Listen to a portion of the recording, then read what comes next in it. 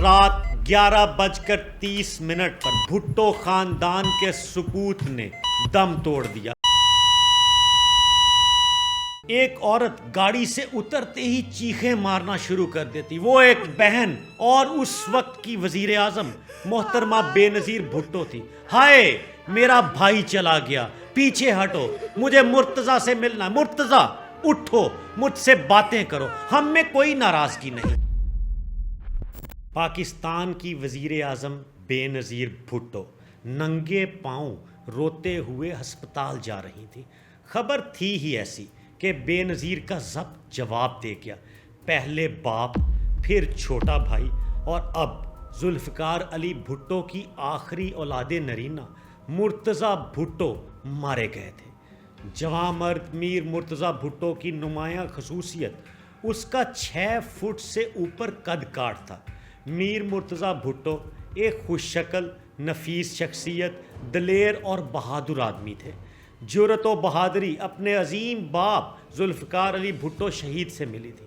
میر مرتضیٰ بھٹو کی کہانی کی ابتدا 4 اپریل 1989 کو ہوتی ہے، جب پاکستان کے فوجی آمر جنرل ضیاء الحق نے پوری دنیا کی اپیل کو مسترد کرتے ہوئے پہلے منتخب رہنما ذوالفقار علی بھٹو کو پھانسی دے دی تھی۔ Will Mr. Bhutto be hanged? Justice must be done.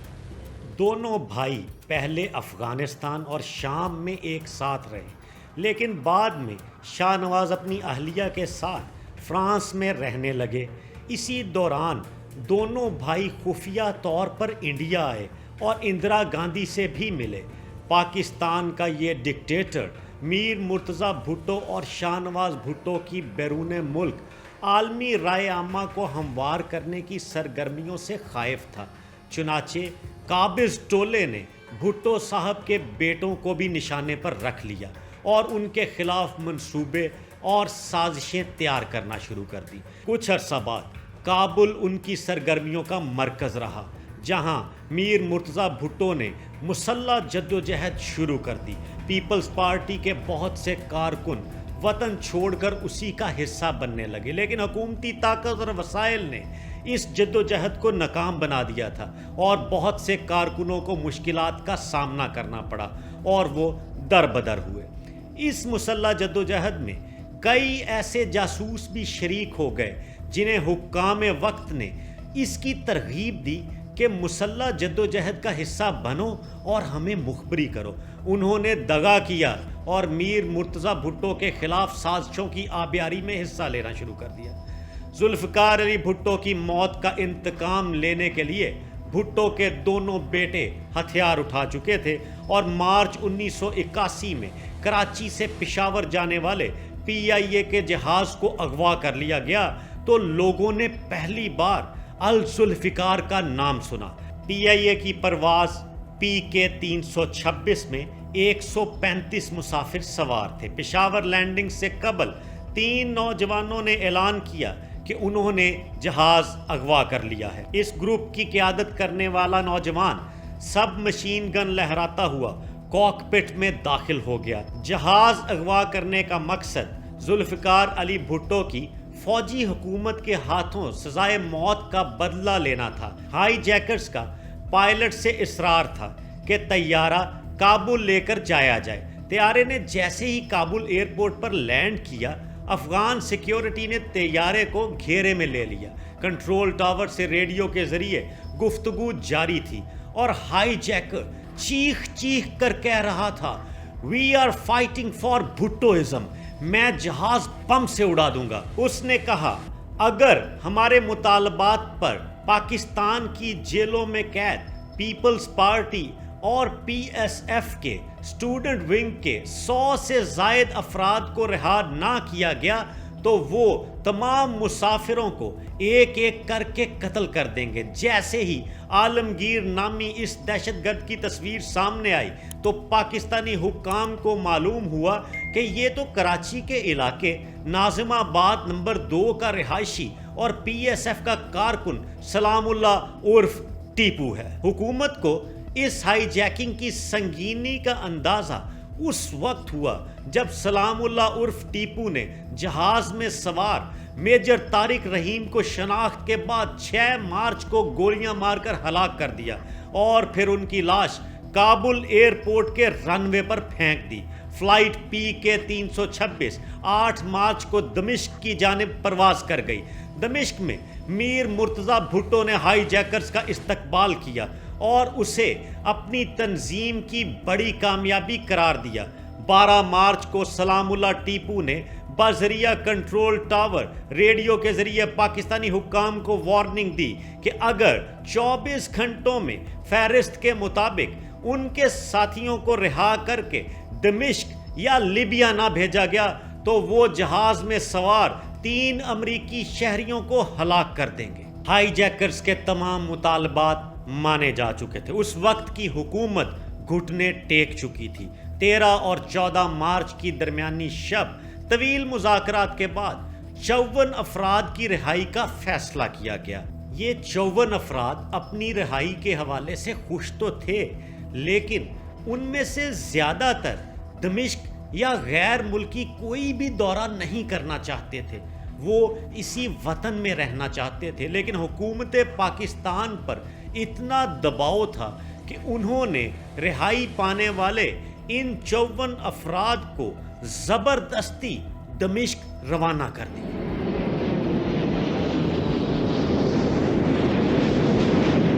وہ الگ بات ہے کہ مرتضی بھٹو کی فیملی، بالخصوص ان کی اہلیہ اور بیٹی فاطمہ بھٹو الذوالفقار کے حوالے سے میر مرتضی کی کسی بھی اٹیچمنٹ سے تردید کرتی ہیں، اور وہ اس حوالے سے ہمیشہ ڈینائل دیتی رہیں کہ ان کا اس تنظیم کے ساتھ کوئی تعلق نہیں۔ کابل میں جلا وطنی کے دوران 1981 میں مرتضی بھٹو نے دری نسل سے تعلق رکھنے والے افغان وزارت خارجہ کے ایک افسر کی صاحبزادی فوزیہ فصیح الدین سے شادی کی، جن سے ان کی بڑی صاحبزادی فاطمہ بھٹو 29 مئی 1982 کو پیدا ہوئیں۔ فاطمہ بھٹو 3 برس کی تھیں کہ مرتضی بھٹو اور فوزیہ بھٹو میں علیحدگی ہو گئی اور مرتضی فاطمہ بھٹو کے ہمراہ شام منتقل ہو گئے۔ شام میں میر مرتضی بھٹو کی ملاقات غنوہ بھٹو سے ہوئی اور 1989 میں دونوں نے شادی کر لی۔ غنوہ بھٹو میر مرتضی بھٹو کے فرزند ذوالفقار علی بھٹو جونیئر کی والدہ ہیں۔ 17 اگست 1988 کو طیارے کے حادثے میں فوجی ڈکٹیٹر جنرل ضیاء الحق کی ہلاکت کے بعد 16 نومبر 1988 کو ہونے والے انتخابات کے نتیجے میں بے نظیر بھٹو پاکستان کی پہلی خاتون وزیر اعظم بن گئیں۔ تو اس وقت مرتضی بھٹو شام میں تھے۔ میر مرتضی بھٹو کو بتایا گیا کہ ان کے خلاف پاکستان میں طیارے کے اغوا کا کیس چل رہا ہے، ان کا پاکستان آنا ٹھیک نہیں، خطرے سے خالی نہیں اور انہیں احتیاط کی ضرورت ہے۔ لیکن جو کچھ ہو رہا تھا میر مرتضی بھٹو اس سے ناخوش تھے۔ وہ حیرت زدہ تھے کہ آخر اس مسئلے کا حل کیا ہے۔ ان کے ایک پرانے دوست شیام بھاٹیا نے اپنی کتاب میں لکھا، میں مرتضی کو آکسفورڈ کے زمانے سے جانتا تھا، اصل میں اور مرتضی بھٹو پاکستان اور انڈیا کے نیوکلیئر پروگرام کے حوالے سے تھیسس لکھتے تھے اور ہمارے ایک ہی ایڈوائزر تھے۔ سن 1999 میں وہ مجھے دمشق کے شیرٹن ہوٹل میں ملے اور اگلے 11 گھنٹے باتیں کرتے رہے۔ صبح کے 6 بج گئے۔ مرتضی نے مجھے بتایا کہ ان کے والد ذوالفقار نے بے نظیر کی بجائے انہیں یعنی میر مرتضی کو سیاسی جانشین بنایا تھا۔ حکومت وقت چاہتی تھی کہ میر مرتضی پاکستان واپس نہ آئیں، لیکن نصرت بھٹو بے نظیر کی والدہ نے میر مرتضی کی واپسی کے لیے نہ صرف خواہش کا اظہار کیا بلکہ ایسی کوششیں بھی شروع کر دی کہ ان کا بیٹا پاکستان لوٹ آئے۔ واپسی کی مہم کے نتیجے میں میر مرتضی بھٹو پاکستان واپس پہنچ چکے تھے۔ انہوں نے آتے ہی بجلیاں گرا دیں۔ انہوں نے ایک پریس کانفرنس میں کہا، مجھے ایک طویل عرصے تک اپنے ملک سے دور رکھا گیا، مجھے 2 چیزیں بتائی گئیں۔ My life was not safe, and the second that if I returned, I would jeopardize the political standing of my sister.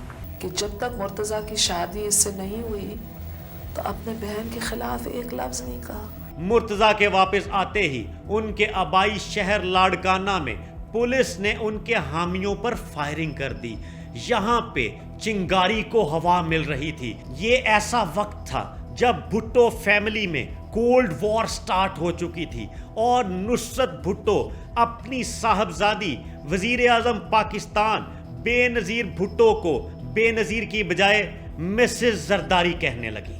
میر مرتضیٰ بھٹو 18 اکتوبر 1993 کے انتخابات میں PS-31 لاڑکانہ کے اپنے آبائی ضلع سے صوبائی اسمبلی کی نشست پر رکن سندھ اسمبلی منتخب ہوئے۔ میر مرتضیٰ نے پاکستان کی سرزمین پر قدم رکھا ہی تھا کہ انہیں ان کی بہن کے احکامات پر دہشت گردی کے الزامات کے نتیجے میں اریسٹ کر لیا گیا۔ یہ وہ وقت تھا جب میر مرتضیٰ بھٹو اور سندھ پولیس آمنے سامنے آ چکے تھے اور ایک دوسرے سے بھڑتے رہتے تھے۔ ایک دن کراچی سے اپنے آبائی شہر لاڑکانہ میں خاندانی قبرستان گڑی خدا بخش میں والد کی قبر پر جلوس کی صورت میں جانے کے ان کے فیصلے نے بے نظیر بھٹو حکومت کے لیے سیاسی خطرے کی گھنٹی بجا دی۔ تو اس وقت حکومت نے فیصلہ کیا کہ مرتضیٰ بھٹو کو لاڑکانہ جانے سے روکا جائے گا۔ پھر کیا تھا، پوری سندھ پولیس لاڑکانہ جانے سے میر مرتضیٰ کو روکنے کے لیے سامنے آ گئی۔ اس وقت سینئر ترین افسران بھی ان کے جلوس کو روکنے کی کوشش میں تھے، جن میں سے ایک SSP رمضان چنا بھی تھے۔ ان سب نے میر مرتضیٰ کے قافلے کو روکنے کی کوشش کی تو وہ ان سے بھڑ گئے۔ اس نے کہا پیچھے ہٹ جاؤ، مجھے کوئی نہیں روک سکتا، میں ذوالفقار علی بھٹو کا نڈر سپوت ہوں، میں اصل جانشین اور حقدار ہوں۔ مجھے ذوالفقار بھٹو کی قبر پر جا کر سچ بولنا ہے، مجھے یہ بتانا ہے کہ کس طرح اس کی میراث اور وراثت کو چوری کر لیا گیا ہے۔ میر مرتضیٰ بھٹو سے پولیس والوں نے اپنی جان اور عزت بچائی اور خدا خدا کر کے اس کو چلتا کیا کہ جائے مصیبت ٹل جائے، اور وہ گڑی خدا بخش پہنچ گئے۔ ادھر سرکاری پیپلز پارٹی کے ساتھ بیٹھے ہوں گے شہید کے قاتل، اور ادھر پاکستان پیپلز پارٹی میں شہید کے کارکن، ادھر بیٹھے ہوں گے وڈیرے، ادھر ہاری، ادھر بیٹھے ہوں گے سرمایہ دار، ادھر مزدور۔ کراچی 1990 کی دہائی کی مسلح شورش سے سنبھل ہی رہا تھا، اور 1992 میں شروع ہونے والا فوج، پولیس اور ریاستی اداروں کا آپریشن کلین اپ اپنے اختتامی مراحل میں تھا۔ ادھر مرتضیٰ بھٹو دن دہاڑے اپنے ساتھیوں کے ساتھ جو دل میں آتا کرتے چلے جاتے، اور اس حوالے سے جب ایکشن لیا گیا تو ان کے ساتھیوں کو گرفتار کر لیا گیا۔ اس بات کا کبھی امکان موجود تھا کہ مرتضیٰ ہر پولیس اسٹیشن میں جہاں پہ PSF کے نمائندگان یا مرتضیٰ کے ساتھی ہوئے وہ انہیں چھڑوانے آئیں گے، ان پولیس اسٹیشنز کے SHOs کو لالے پڑے رہتے کہ میر مرتضیٰ کا کوئی پتہ نہیں، کسی بھی ٹائم اس کی پجیرو آ کے رکے گی اور وہ اپنے ساتھیوں کو بازیاب کرا لے گا۔ اس حوالے سے اس وقت کے IG سندھ کے نوٹس میں لایا گیا کہ میر مرتضیٰ علی بھٹو دن دناتے پھر رہے ہیں اور ہمیں کیا کرنا ہے، اس پہ کوئی مربوط اسٹریٹجی ڈیولپ کرنے کی ضرورت ہے۔ شعیب سڈل نے کہا، میں اپنے پولیس کے جوانوں کو یہ ہدایت دیتا ہوں کہ جو بھی شخص قانون کو ہاتھ میں لے اس کے ساتھ قانون ہی کا رستہ اپنایا جائے۔ لیکن میر مرتضیٰ بھٹو کہاں ٹلنے والے تھے، انہوں نے اسی آپریشن کے نتیجے میں اریسٹ ہونے والے اپنے ساتھیوں کو بازیاب یا رہا کروانے کے لیے فوری پولیس اسٹیشن کا رخ کیا۔ یہاں پہ میر مرتضیٰ بھٹو اور پولیس کے درمیان ٹھن چکی تھی۔ میر مرتضیٰ بھٹو نے زور زبردستی اپنے ساتھیوں کو چھڑوانا شروع کر دیا اور انہیں لے کے وہاں سے چلے گئے۔ اس بات کی اطلاع IG سندھ کو ملی۔ IG سندھ نے اس وقت کی وزیر اعظم بے نظیر بھٹو کے نوٹس میں لایا کہ میر مرتضیٰ بھٹو اپنی منمانی کر رہے ہیں اور ہم نے ابھی تک کراچی کے امن کے لیے جو بھی کوششیں کی ہیں یہ ان کوششوں کو سیبوٹاج کرنے کے مترادف ہے۔ بے نظیر بھٹو سے کہا گیا کہ اگر آپ کہیں تو ہم میر مرتضیٰ کو اریسٹ کر لیتے ہیں۔ بے نظیر بھٹو نے کہا مجھے تھوڑا وقت دیجئے، ابھی نہیں۔ اگر میر مرتضیٰ بھٹو کو اسی وقت اپنے ساتھیوں کو رہا کروانے کے الزام میں اریسٹ کیا گیا تو ہمارے مخالفین یہ پروپیگنڈا کریں گے کہ میں نے اپنے بھائی کو اریسٹ کروایا ہے۔ میں ایسا نہیں چاہتی، اس وجہ سے میر مرتضیٰ بھٹو کو اس وقت گرفتار نہ کیا گیا۔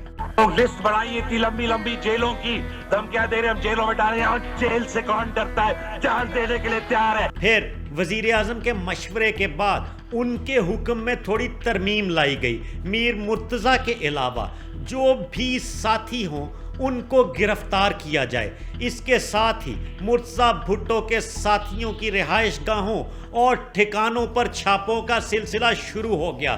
میر مرتضیٰ بھٹو کے ساتھ سندھ پولیس کی لڑائی زور پکڑ چکی تھی۔ اسی کشیدہ صورتحال میں جمعہ 20 سپتمبر کا بدقسمت دن آن پہنچا تھا جب میر مرتضیٰ بھٹو کو جلسے کے لیے سرجانی ٹاؤن جانا تھا۔ اس روز دو فیصلے ہوئے، ایک پولیس نے کیا اور دوسرا مرتضیٰ بھٹو نے۔ مرتضیٰ بھٹو کا فیصلہ تھا وہ جلسے سے قبل پریس کانفرنس کریں گے، اور پولیس نے فیصلہ کیا کہ جب مرتضیٰ بھٹو اور ان کے ساتھی گھر سے نکلیں گے تو انہیں روک کر ان کے ساتھیوں کے اسلحہ لائسنس کی جانچ پڑتال کی جائے گی۔ جلسے میں جانے کے لیے مرتضیٰ بھٹو 70 کلفٹن سے نکلے تو پولیس کی نفری 70 کلفٹن کے سامنے شاہراہ ایران پر پہلے سے موجود تھی۔ اس ٹیم میں اس وقت کے S H O Clifton Haqnawaz Sial, A S P Shahid Hayat اور اے ایس پی رائے محمد طاہر شامل تھے۔ پولیس نے مرتضیٰ بھٹو کے قافلے کا راستہ روکنا چاہا، مگر مرتضیٰ بھٹو کے قافلے میں شامل کوئی بھی گاڑی رکے بغیر چلتی ہی چلی گئی اور پولیس کی کوشش ناکام ہو گئی۔ مرتضیٰ بھٹو یا ان کے ساتھیوں کے اسلحہ لائسنس کی پڑتال نہیں ہو سکی۔ اب یہ منصوبہ طے ہوا کہ جب مرتضیٰ بھٹو کا قافلہ واپس آئے گا تو پولیس ان کی گاڑی کو تو اندر گھر میں داخل ہونے دے گی، مگر پیچھے والی گاڑیوں کو روک لیا جائے گا تاکہ اسلحہ کے لائسنس کی پڑتال کی جا سکے۔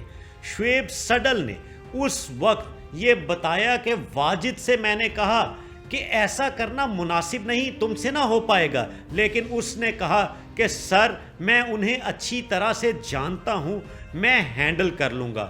ادھر مرتضیٰ بھٹو سرجانی ٹاؤن جانے سے قبل پریس کانفرنس کرنے کے لیے پہنچے۔ انہوں نے واضح طور پر کہا یہ پولیس آفیسر تو اس قابل نہیں کہ مملکت کی وردی پہنے، یہ مجرم ہیں۔ انہوں نے کراچی میں نسل کشی کی ہے، ماورائے عدالت قتل کیے ہیں، اپنے دفاتر میں رہنے کا ان کا وقت اب ختم ہو چکا ہے، اب ان کا جیل جانے کا وقت ہے۔ اس وقت آگ مکمل طور پر بھڑک چکی تھی۔ پولیس اور ریاستی اداروں کے خلاف مرتضیٰ بھٹو زہر اگل رہے تھے، یہ دشمنی اپنی پیک پر تھی۔ میر مرتضیٰ جلسے کے شرکا سے کہہ رہے تھے میں موت سے نہیں ڈرتا، میرے اندر خوف نام کی کوئی چیز نہیں۔ میں آپ کو بتانا چاہتا ہوں کہ کس طرح میرے گھر کے ارد گرد موبائل لگائی جا چکی ہے۔ یہ سیاسی پولیس ہے، کن کے ہاتھوں میں کھیل رہی ہے سب جانتے ہیں۔ جب جب میرا کارکن گرفتار ہوگا میں ان کے پیچھے جاؤں گا اور انہیں پولیس سے چھڑواؤں گا۔ مرتضیٰ بھٹو سرجانی ٹاؤن کا یہ جلسہ ختم کر کے گھر جانے کے لیے رات قریباً 8:30 بجے کلفٹن کی شاہراہ ایران نامی اسی سڑک پر پہنچے جہاں ایک جانب جانے والا راستہ ان کے گھر کی سمت جاتا تھا۔ اسی سڑک پر پولیس ان کی آمد کی منتظر تھی، اور اسی خدشے کے پیش نظر مرتضیٰ بھٹو کا قافلہ 70 کلفٹن جانے کے لیے دوسرا راستہ اختیار کرتا ہے، یعنی شاہراہ ایران کا پارک ٹاورز والا سرا استعمال کریں گے تو پولیس ان کے ساتھیوں کی گاڑی روک سکے گی۔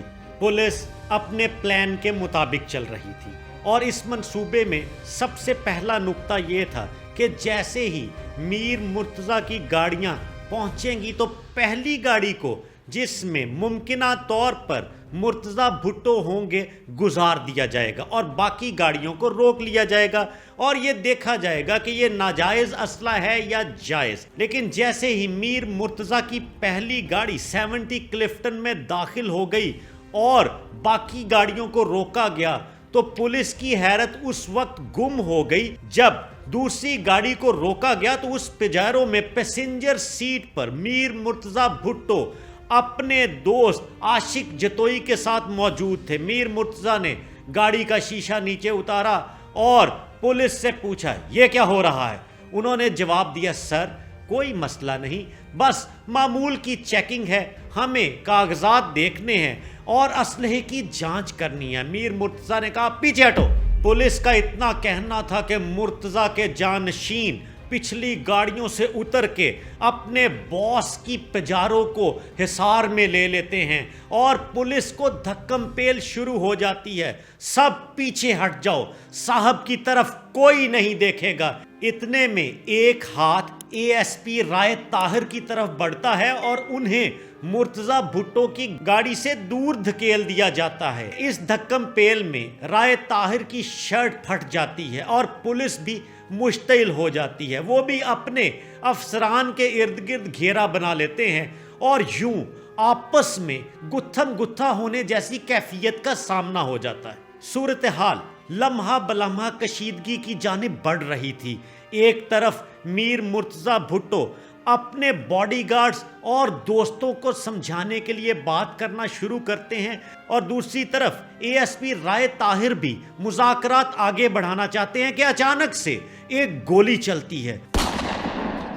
یہ آواز کا سننا ہی تھا کہ دونوں جانب سے کراس فائر شروع ہو جاتا ہے. مرتضیٰ کے جانشین اپنی پوزیشنز لے کے پولیس پر اندھا دھند فائرنگ شروع کر دیتے ہیں اور پولیس بھی اپنے دفاع میں بے دریغ فائرنگ کرتی ہے. رائے طاہر اور سیال صاحب اپنے آپ کو بچانے کے لیے سائیڈ پہ نکلتے ہیں. اتنی ہی دیر میں موقع پر بجلی چلی جاتی ہے. اندھیرے میں صرف گولیوں کی آوازیں آ رہی تھیں. ادھر میر مرتضیٰ سچویشن کو ایویلویٹ کرنے کی کوشش میں تھے کہ آخر یہ سب کچھ اتنی جلدی کیوں اور کیسے ہو رہا ہے. پھر چند لمحوں کے بعد فائرنگ کا سلسلہ کچھ دیر کے لیے تھم جاتا ہے.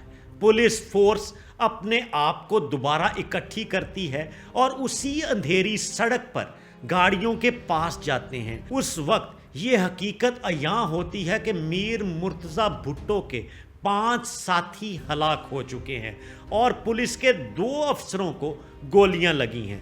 لیکن پولیس اہلکار اس وقت ہل کے رہ گئے جب انہوں نے دیکھا کہ میر مرتضیٰ بھٹو بھی شدید زخمی ہو چکے ہیں. اے ایس پی رائے طاہر نے میر مرتضیٰ بھٹو کی گاڑی کا دروازہ کھولا. مرتضیٰ بھٹو زخمی حالت میں حیران پریشان یہ ہو کیا گیا ہے.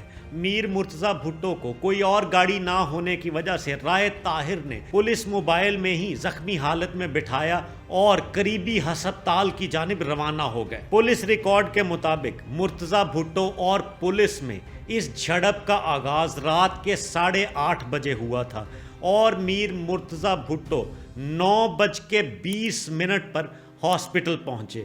جیسے ہی گاڑی ہسپتال پہنچتی ہے میر مرتضیٰ بھٹو شدید زخمی حالت میں اٹھ کے خود اسٹریچر کے اوپر لیٹتے ہیں. اسے مرتضیٰ بھٹو کی بدقسمتی کہیے، اتفاق یا حادثہ، مڈ ایسٹ ہاسپٹل میں شعبہ حادثات ہی نہیں تھا اور وہاں پہ موجود نام نہاد ڈاکٹرز کو گولی لگے ہوئے شخص کی ٹریٹمنٹ کرنے کا ذرا بھی اندازہ نہیں تھا.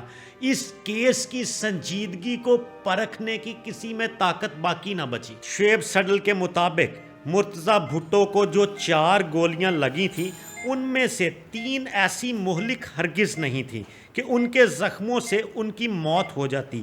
ایک گولی کن پٹی کے قریب ماتھے کی ہڈی کو چھوتی ہوئی نکل گئی تھی. دوسری گولی سینے پر رگڑتی ہوئی گئی. تیسری گولی بائیں کوہنی کے پاس سافٹ ٹیشو میں لگی. جبکہ مہلک وہ زخم ثابت ہوا جو گلے کے قریب گولی لگنے سے ہوا اور اس نے جیگولر وین یعنی شاہرگ کو نقصان پہنچایا۔ خون شاہرگ سے بہتا جا رہا تھا اور حلق میں اتر رہا تھا۔ اس کو روکنے کا بندوبست موجود نہیں تھا، کوئی سٹیچز، کوئی پلان کسی کے پاس نہیں تھا۔ وہاں پہ موجود صحافی، پولیس آفیسر اور دیگر لوگ کئی ڈاکٹر سے رابطہ کر رہے تھے کہ بہت بڑا سانحہ ہو گیا ہے، مرتضیٰ کی جان خطرے میں ہے، مڈ ایسٹ ہاسپٹل پہنچو، یہاں پہ آپ کی ضرورت ہے۔ لیکن وقت گزرتا جا رہا تھا، میر مرتضیٰ اپنی آخری سانسیں لے رہے تھے۔ مرتضیٰ بھٹو کی فیملی ہاسپٹل پہنچ چکی تھی۔ ان کے پہنچنے کے 1.5 گھنٹہ تک میر مرتضیٰ اپنے زخموں کے ساتھ لڑتے رہے اور سب کو باہر یہ حوصلہ رہا کہ وہ سروائیو کر جائیں گے۔ مرتضیٰ جینا چاہتا تھا اپنے لیے، حقیقی پیپلز پارٹی کے لیے اور پاکستان کے لیے، لیکن قدرت کو شاید کچھ اور ہی منظور تھا۔ رات 11:30 پر بھٹو خاندان کے سکوت نے دم توڑ دیا۔ میر مرتضیٰ بھٹو کی خبر نے پورے پاکستان کو سوگوار کر دیا تھا۔ ہر طرف کراچی میں آہو بکا تھی، کچھ غم و غصے میں تھے تو کچھ تعزیت اور افسوس سے نڈھال۔ میر مرتضیٰ کے دم توڑنے کے 1 گھنٹے کے بعد ہاسپٹل کے گیٹ پہ ایک گاڑی رکتی ہے۔ ایک عورت گاڑی سے اترتے ہی چیخیں مارنا شروع کر دیتی۔ وہ ایک بہن اور اس وقت کی وزیر اعظم محترمہ بے نظیر بھٹو تھی۔ ہائے میرا بھائی چلا گیا، پیچھے ہٹو، مجھے مرتضیٰ سے ملنا۔ مرتضیٰ اٹھو، مجھ سے باتیں کرو، ہم میں کوئی ناراضگی نہیں، تمہارے اور بابا کے فیصلوں کے مطابق پیپلز پارٹی اور پاکستان کو چلائیں گے۔ مرتضیٰ اٹھو، مجھ سے باتیں کرو، میں تمہیں ایسے نہیں جانے دوں گی، تم میرے بھائی ہو، میں تمہارا حکم مانوں گی۔ یہ بین اس وقت پورا ہاسپٹل سن رہا تھا۔ وہ ایک وزیر اعظم کی تعزیت نہیں تھی، وہ الفاظ ایک بہن کی طرف سے تھے جو اپنے بھائی کو اپنی آنکھوں کے سامنے اپنی حکومت میں جاتے ہوئے دیکھ رہی تھی۔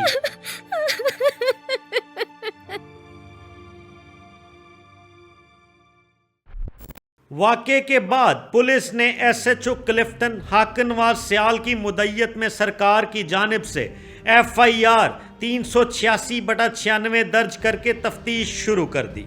شاید مرتضیٰ بھٹو کیس بر صغیر کی پولیسنگ کی تاریخ کا واحد کیس ہے جس میں ایک ہی مقدمے کی 3 FIRs درج کی گئیں۔ مرتضیٰ بھٹو کی فیملی کی خواہش پر کمیشن بھی تشکیل دیا گیا کہ ان کو انصاف ملنا چاہیے۔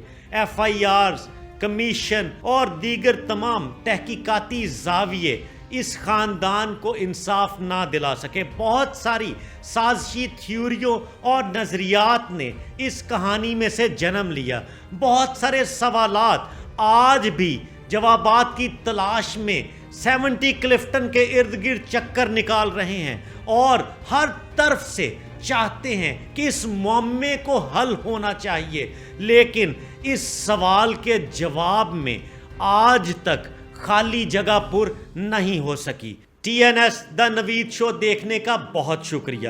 کہانیوں کا یہ سلسلہ جاری رہے گا۔ آپ ہمیں بتاتے رہیے کہ آپ کن شخصیات کے حوالے سے حقائق اور کہانیاں جاننا چاہتے ہیں۔ ہم کوشش کریں گے کہ آپ کی پسندیدہ کہانی ہم بہترین انداز میں آپ تک پہنچائیں۔ ہمارے ساتھ جڑے رہیے۔